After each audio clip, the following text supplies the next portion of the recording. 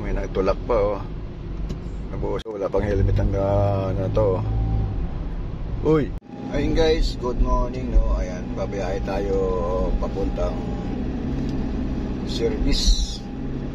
Pinaservice yung isang sasakyan no. Kaya sumabay na tayo para pagbalik meron siyang sakyan. Ayan oh.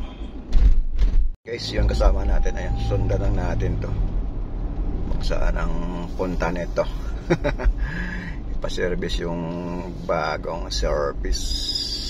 Alright. Ayan, sa service road kaming daan. Palabas kami dito sa village. Ayan. Ayan, sana hindi matraffic dito sa service road no guys. Kaya kasi sa ganitong oras traffic na eh.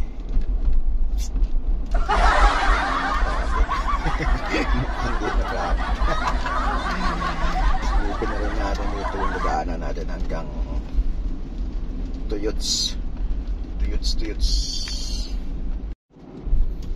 Guys, dito na kami sa service road. Mukhang matraffic nga. Susundan lang natin to. Alright. Paano masabi? Ang galing. Ang galing. Mayroon nagkaano sa atin na isa. Sumiksik, dumikit eh. Kaya yun. Traffic na talaga siya ng oras oh. Dito sa West Service Road ba ito? Is Service Road. Ayun guys, yung kabila yun ayan ng South Superawi is Leaks. Ayan oh. Diba? Bola lang yan. Mahina tayo sa singitan. Mahina tayo sa singitan. Wala pang helmet ang na to. Uy, helmet nyo. Dalawa kayo walang helmet. 3,000 yan. Ayun o. Wala pang helmet ang dalawang ano natin dyan o.